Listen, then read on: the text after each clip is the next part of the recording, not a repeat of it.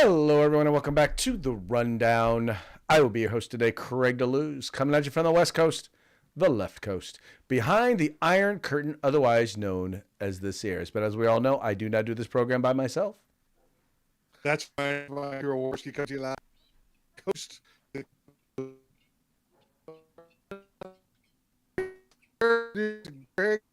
Guess what day it is? That's right, folks. Today would be hump day. Uh-oh. Mike. What day is it, Mike? Uh-oh. Mike. What day is it, Mike? It's hump day. Hump day? It's hump day. Hump day?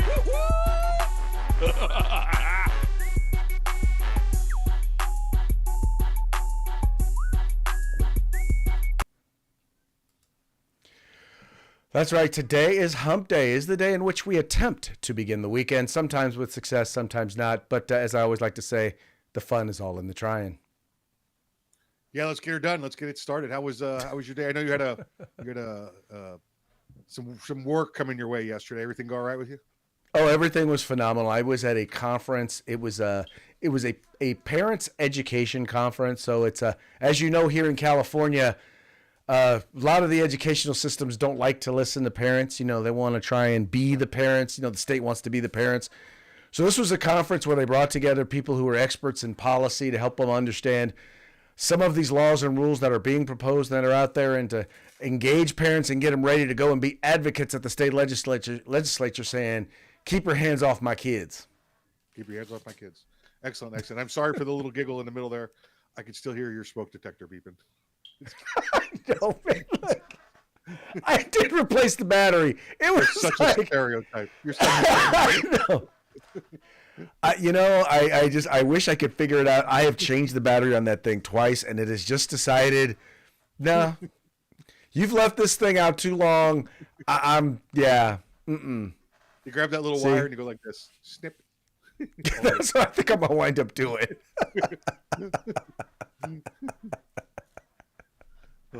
Yeah, it's funny because I'm like sitting up here, I'm getting ready, and I'm thinking to myself, and all of a sudden I'll hear the little beep, and I'll be like, oh, Mike's going to give me crap about that. It's not a question of if he's going to give me crap about it. It's just a question of, are we going to be on air when he gives me crap about it? It makes me giggle every time I hear it. I'm like, I never knew that was a thing until the reels and the TikTok started doing that. And I was like, I have plenty of black friends, and that does make sense now. It does. You know what? I thought it was just a coincidence, Hey, look, some stereotypes are rooted in fact. Yeah. Yeah. So, but being as how I am half black, only half the smoke detectors do that. Yeah, they work in the rest of the house. They just in my workspace. Yeah. But to offset that, here in my bar, I have no Hennessy. Oh, there you go. Okay, there you go. Does it look like I'm in a disco room because one of my LEDs is now doing the. Yeah, sometimes it looks like you're partying, and sometimes not. Like this side, I'm okay, but this side's party side. Like this side's ready to party, but this side's going to work. Yeah, which side of hump day is on which side? There you go. Yeah, exactly. Good stuff. How was your day yesterday and Monday? Because I understand Monday you had some work to do. Yeah, worked on Monday. It was a good day. Just longer than expected. We didn't get done till after 7-8 o'clock local time. So, and then yesterday, I knew you probably weren't going to be here yesterday because I was sitting in front of the computer for 4 or 5 hours before the show. So I was ready. That's usually how it works. When Mike is free and available and has nothing to do, then I've got something to do. I think it's the karma, I guess, whatever you want to call it. That's it, karma. That is good. Now we don't have it as a story because I figured it's a little older now. But you did want to make sure to chime in about the spacemen back in the United States. Yeah, the old spacemen spiffs, right? I just listen. Great that they're back. They're up there 285 days, 286 days. They're supposed to be there for 8. And when President Trump took office, and they found out that the reason that NASA did not go get them was because it would have cost $30 million, and they didn't want to spend the money. Like, I'm sorry, what? You just you decide to strand 2 astronauts in space for 80 days, and I guess they asked, or SpaceX came along and said we could do it for 10% of that or 20% of that. That's why our ships go up. We catch them with rockets. We send them back up. That's what we're doing here. And they said, no, we don't want you to do it because you're Elon Musk and you're on Trump's team and that would make us look bad. So they left them up there for 278 extra days to make a political point. Yeah. Well, but that's how the Biden administration does it. And there's tons of stuff that the Biden administration does and did and lied about, and the media is still covering it up, although I don't believe it is because they still believe in Biden. I really believe it's because they realized that they knew it was a lie when it was said. They knew the president was lying. They knew that the president probably wasn't even the one making the decisions about it. And therefore, they have to cover their own butt because they weren't doing their jobs as journalists. Yeah, right. And the administration's not, at least the Biden administration's not, they weren't mentioning anything about the money, obviously, because they're getting hammered now on money. It's just, I know we got some stories that are going to deal with it today, but Craig, we all wanted to see these people be dealt with, all these crooks and criminals and corrupt, but who knew they were going to give us this giant gift basket of corruption, with the budget, with the money that they were stealing. There is a saying that, criminals aren't that bright. That's why they're criminals. But the complete and utter epic failure of the left to at least, wipe off the fingerprints. Yeah.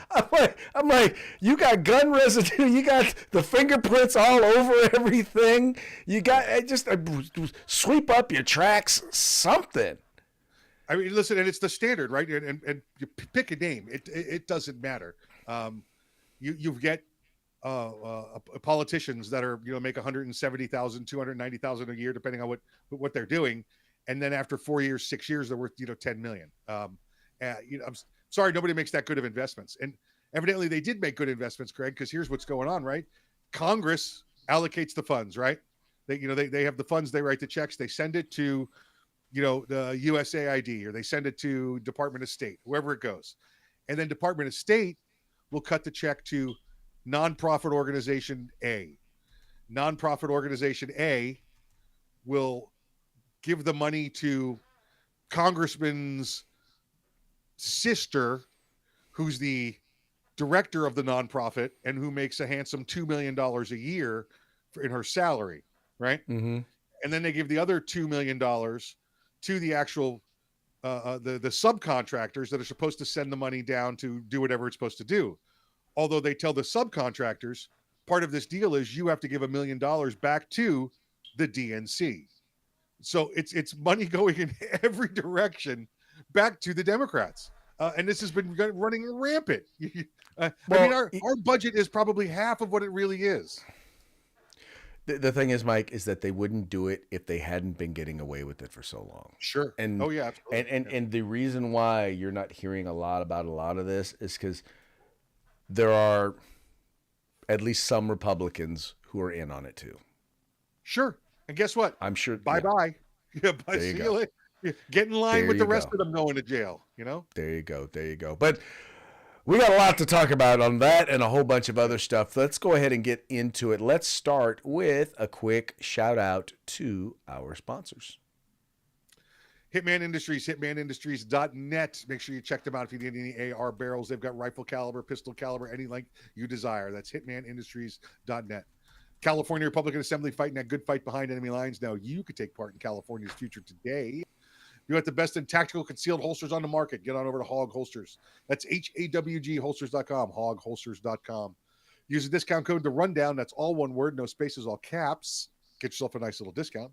And if you want the best in field gear, tactical gear, web gear, law enforcement, police, security, military, whatever it is, get yourself a group of people together, get your agency, get your team, get whatever, and go over to uscombatgear.com where you can get everything except the gun. That's right, folks. These are our sponsors. They bring us to you so that we can bring you to them. So do us a favor, do them a favor, do yourself a favor. Visit their websites All you got to do is follow the links in the description to this program. Go there, spend some money with them, and make sure you tell them it was the guys over at The Rundown that sent you. Also want to encourage you, if you're watching us live on YouTube or on Rumble, please go ahead and comment. We're following your comments, and if we find them to be interesting, we will go ahead and we will share them. That's right. We're live, by the way, 3 p.m. Pacific, 6 p.m. Eastern. And now right now only on YouTube and only on Rumble, because for some reason Facebook and Twitter seem to decide they want to randomly cut off the feed in the middle. So we are running on those channels. It's just not live. That's we'll call it a rerun, or we'll call it a Tape second. delay. There you go. It's a tape. There you go. It's a tape delay. So we make sure that you get it without interruptions. Now, Facebook is going to be eventually getting rid of live feeds. Well, they're not getting rid of it. What they're doing is they're going to make it so that you can only have the live feed for 30 days, and then it's just going to disappear. So all our old live feeds are going to disappear. So here's what I'm going to suggest you do. Go to Rumble. Go there and subscribe, or you can go to our Spotify channel and you can subscribe there, and you can get all of the old episodes if you want. If you are feeling nostalgic and want to go back and listen to older shows. I don't know. If you're looking for archive stuff, that's where you can find it. Before my smoke detector beeped. That is pretty old, by the way. Just so you know, it's been beeping for a while. It's part of the soundtrack, I guess. It is. It's now part of it. Yeah. It is now officially part of the soundtrack of the show. All right, this is an interesting one here. So right now we're finding out a whole bunch of stuff, and we knew that the economic numbers that were coming out of the Biden White House were a bunch of hooey. We knew that every time they announce, oh, hey, there's a bunch of new jobs, we know that a month or so later they would go and they would readjust the numbers to what the actual numbers were, and they would always adjust them down. Well, we learned something a little bit new, something we did not know about those numbers, and this here is being reported by the folks over at Breitbart News, and they're the editor-in-chief over there at Breitbart News actually did an interview with Mr. Peter Navarro, who is kind of we'll call him the job czar. I don't have his official title right here in front of me, but he is working over in the Trump administration. Anyway, they did an exclusive interview with Mr. Navarro, and one of the things that Mr. Navarro pointed out, that virtually all the new jobs that came to us during the Biden administration, well, turns out they actually went to illegal immigrants. Check it out. Whatever, and I mean, like, immigration is fine if it benefits a country, but if it totally destroys a country, I mean, interesting statistic here, and I was surprised that the Biden regime even published it. If you look at the net new job creation during the Biden administration, virtually all of the new jobs were taken by illegal aliens. Right. And virtually all of the people who lost their jobs, because it was a net kind of thing, were American citizens. I mean, that is friggin' insane. Disqualified. That's the Ricardian free trade model. Yeah, right. That's insane. So this was part of a conversation he was having. They were talking about the Ricardian free trade model, and where people believe that this unfettered free trade, like allowing, in particular, labor to come into the United States from other places, how great it was for the American economy. But what he was referring to was the fact that literally not only does allowing people to just come into the country who are, by the way, coming from much worse economic conditions, but they're willing to work for less than the people who are here, less than the people who are legally here, it winds up undercutting the labor market, which is an argument that I've made for over a decade. I've been making the argument that they're undercutting the market because they are doing jobs that Americans will do in construction, in transportation, in hospitality. And that's why when they talked about these new jobs, and by the way, when he's talking about new jobs specifically, we're talking about in the private industry, because a huge percentage of the jobs that Biden, quote unquote, created were government funded. That was another part of the whole thing that he didn't even talk about, because they were just talking about job creation in the private sector.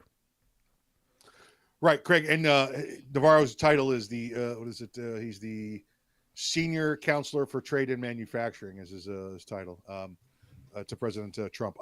So we talked about a couple of moments ago about how this money is being corrupted, right? And where this is going. Well, we got to the point where I said to you, they take the last $1 million and they give it to the subcontractor, right? Or $2 million and they give it to the subcontractor. The subcontractor takes $1 million, sends it back to the DNC as a donation. Well, then he takes and he goes, Craig, and guess what he hires? He hires these illegal immigrants, and he takes these illegal immigrants, and guess what he does? Like you said, the fair trade for construction workers or trade workers might be $30 an hour, $25 an hour. Well, he takes these illegals and gives them the minimum wage, because now he's not in trouble for paying them below minimum wage, but he gives them the minimum wage and takes the rest of it, and guess where that goes? It goes to the politicians. Yep. Well, into his pocket, and then some of it goes back to the politicians. Exactly right. So now it's you're a getting grift. into mafioso style corruption. Like I'm going to pay my sister $200,000 to be the trash monitor at the recycling plant. Oh yeah, those no-show jobs. Yeah. You're from Jersey. You're from New York. You know all that stuff. Exactly. Yeah. Yep. I'm sorry. Wait. Yeah. But it's a grift, and once again, it's also though, because here's the other thing. You notice that the job participation rate didn't change much at all, meaning there's still a whole bunch of able-bodied people, in particular able-bodied young men out there who aren't working. They've just dropped out of the market, and they've been able to find a way to get the government to continue to subsidize, well, the government or mommy and daddy, to continue to subsidize them to sit their butts at home and not actually work. Right. And like you said, the numbers were all conflated anyway. The last administration created to change to mask the actual job numbers and the employment rates, right? They created 400,000 government jobs, federal jobs. So you want to know why the current administration is trying to hack that down? We're not even trying to reduce it, Craig. We're trying to get to normal. Right. Exactly. These are jobs that were literally created. And once again, when we're talking, that's not even when he talks about the actual government jobs, that doesn't even include the ones that funded some sort of a nonprofit or some sort of a program that went out there. So those quote unquote supposedly private sector jobs are paid for with government money. So they're government jobs. Yeah. Yep. Oh, did I forget to mention that's paid for with money that we don't have? Yeah. Exactly Money right. that we borrowed. Yeah, let's not even get into the 16 magic money computers that Elon Musk found. Oh my God. I'm wondering if they were using Biden's auto pen to sign the money too. Did you see the magic computers? Did you hear the story on the magic computers? Throughout the agencies that Musk's already looked at, they found 16 computers spread throughout these multiple agencies that were not tied into any of the government finance databases. The computer would just literally write a check without checking a balance, without checking to see if the money was available, would just start writing checks. If somebody said, we need an $80,000 check, this computer would write a check for $80,000 and send it out.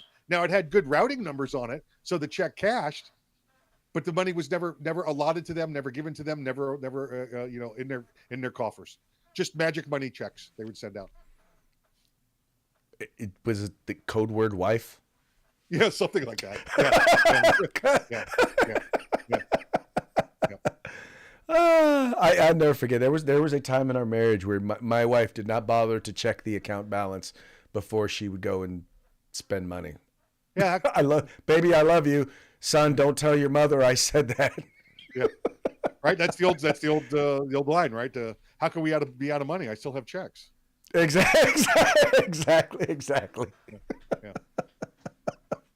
Yeah. Sometimes it'd be like it. Yeah, ain't like that right now, but Yeah. some folk believe it is. Anyway, getting on to our next story. Anyone who's ever,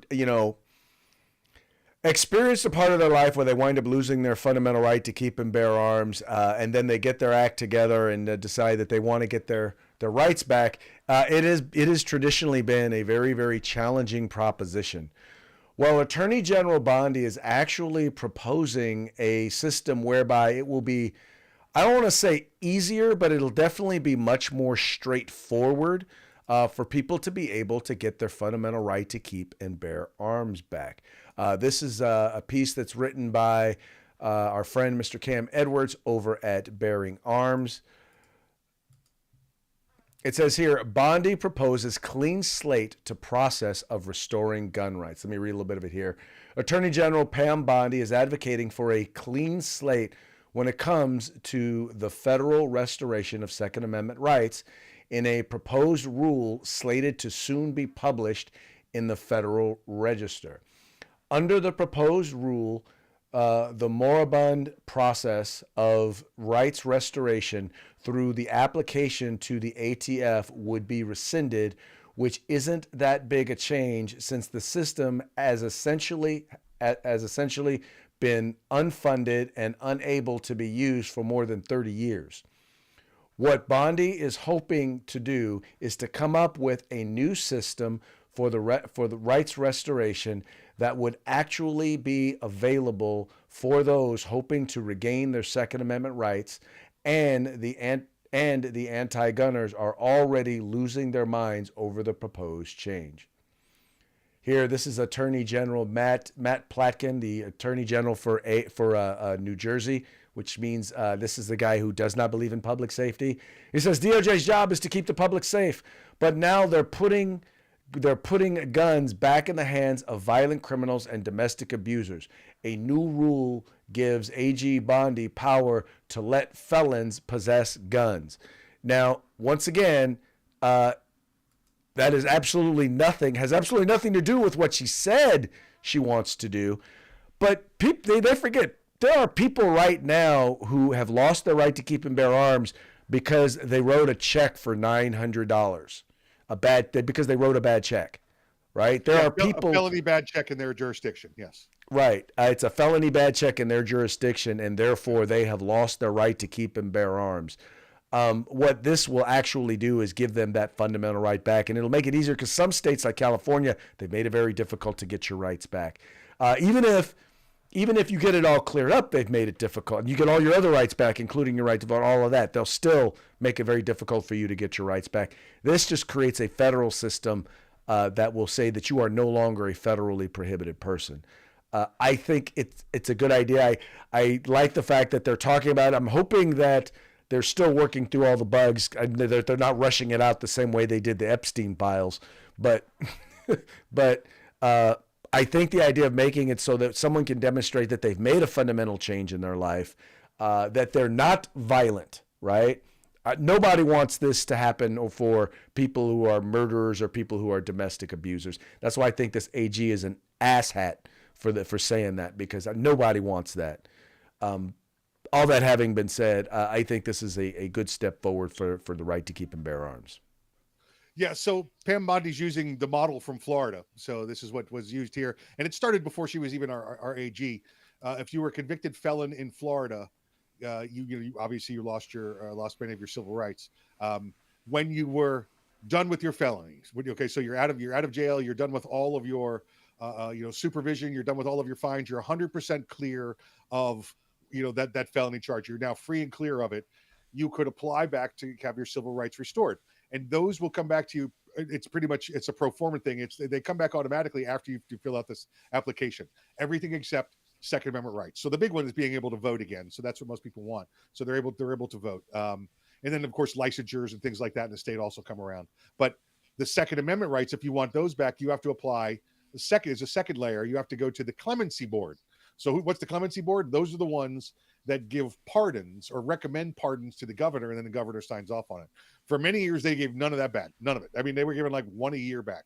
Now, if you're a non-violent convicted felon, they will give it back to you. But if you have a violent felony in your past, you're not getting them back. And because basically it's the same standard as getting a pardon. Now, they don't give you a pardon, but they give you your Second Amendment rights back.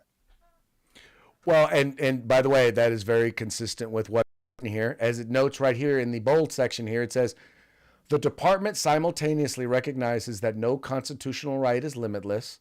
Consequently, it also supports existing laws that ensure, for example, that violent and dangerous persons remain disabled from lawfully acquiring firearms. Why that particular attorney general decided he wants to ignore that specific part of the order, one can guess, but I'm going to guess that he's just trying to make a political statement. Yeah, sounds like it. Sounds like it's such. And I think we're both agreed. You listen, people could become a new people. They could become, they could turn over a new leaf. They can have epiphanies, whatever it is. But once you have that violent felony in your past, not giving you gun rights back. Oh, you want to go be a hunter? Get a bow and arrow. Go. There you go. Take up fishing. I don't know what to tell you. Yeah. Well, there you go. I don't think there's a whole lot of disagreement there. Yeah. Want to say hello to Alberto Orozco, who is watching us on YouTube, recognizing our 882nd show, wishing us a happy 882nd show, and he's definitely a big Trump supporter. So, thank you so much, sir, for tuning in. Anyway, just wanted to give him a shout out because he gave us a shout out. Welcome. Yeah. 882, baby, the big 882. Big 882. Dude, that means within this year, we're going to hit 1,000 shows. 1,000 shows. 1,000 shows. Oh, good stuff. All right. Now, if you've been watching any of the conservative news, or local news, because local news is reporting on the domestic terrorist attacks on Teslas, on Tesla dealerships, and I call them domestic terrorism because people are they are attacking these vehicles, they are defacing them, they're sliding them on fire, they are attacking them specifically because Elon Musk is a supporter of Donald Trump, and it's literally the only reason why they hate Elon Musk. So they're attacking the cars and anyone who owns them. They don't care why you own them. They just care that you own them. And so one of the different things that has been occurring, let's just say, who would have thought that there would be a domestic cyber attack on Trump or on Elon Musk, on Tesla? Well, that's exactly what happened. This is being reported by the Daily Mail. Musk-hating hackers released names and addresses of every Tesla owner in the U.S. with a chilling symbol. It says here, Elon Musk-hating hackers have doxed Tesla owners in the United States, releasing an interactive map showing their names, addresses, phone numbers, and emails. The distributing website called DogeQuest also provides the locations of every Tesla showroom, charging station, and the known residences of Department of Government Efficiency employees. It even lists FBI Director Kash Patel's home and uses a symbol of a Molotov cocktail as a cursor. The site's operators said they will only remove identifying information about Tesla drivers if they provide proof they sold their electric vehicle amid a national boycott of the car maker. Now, I would think, Mike, that this would be pretty easy to make the argument that they are inciting violence against individuals. This is domestic terrorism. They are promoting domestic terrorism, and they ought to be sending the FBI out to arrest these folks and lock them up. Already done. Attorney General Pam Bondi has come out and said that you are a terrorist. You are listed now as terrorists, and they will be coming out to get you and put you in jail. And because you're a terrorist, you might end up in prison in Guantanamo. So enjoy that. That's what you're going to get. By the way, this is the same person, Elon, who the last thought was great because he provided 90% of the electric car to meet their electric car demand. That federal government even ordered electric cars from Elon Musk. These are the people that everybody loved because he was making electric cars. And now because he's standing next to President Trump, they're going to burn their own cars and burn everything else down. Craig, we don't have to do anything to watch the demise of the Democrat Party except get out of their way and let them do this. Well, Mike, and it was funny because even then, even though they knew that he was the electric car guy, if you notice when Joe Biden did his electric car thing, his promoting electric vehicles, you notice he didn't include Tesla because Tesla was a non-union shop.